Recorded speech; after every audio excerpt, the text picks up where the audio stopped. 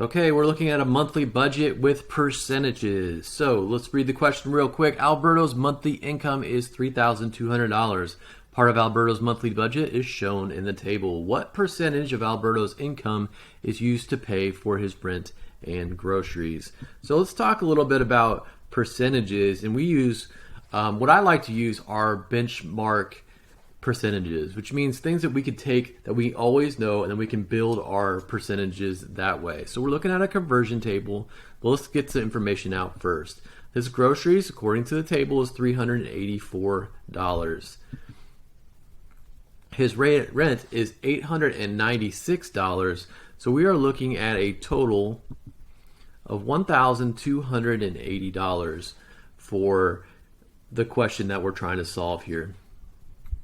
So let's go into our table. So 100% of his monthly income is all of it. 100% is one whole, so 100%. So all of it, $3,200 represents 100%.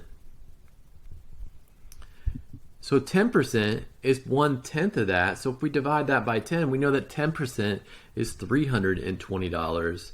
And 1% would be that divided by 10, which is $32. And we can use this information to build any percentages that we want going forward. So we don't really have to use an algorithm to multiply it by decimals. We can actually use our benchmark fractions and use addition, which is what a lot of our strengths are anyway. So let's build this and try to get what percentage equals 1,280. So let's look at 10%. Because 100% is not going to be the case, because the whole budget, his groceries and rent, is not $3,200. It's way less than that. So let's start with 10%. So 10% is $320.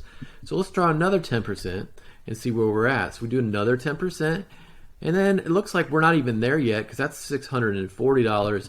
Let's add another 10% and see where we're at.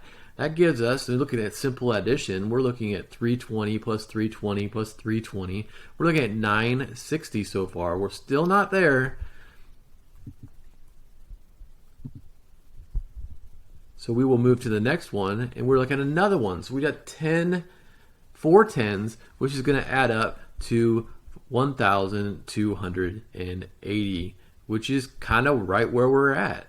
So we can look at our chart and we can look at, okay, we got 4 tens, 324 times. We add up our left-hand column. Those are 4 tens. That's 40%.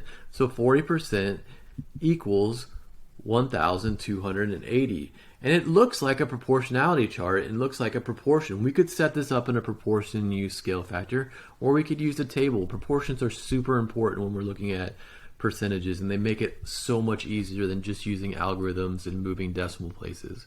So it looks like we figured it out. 40% is 1,280. Let's look at our answer choices real quick.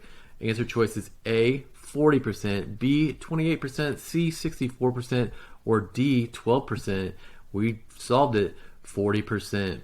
Using a percentage table and benchmark fractions is so helpful in a problem like this. Our answer: A, 40%.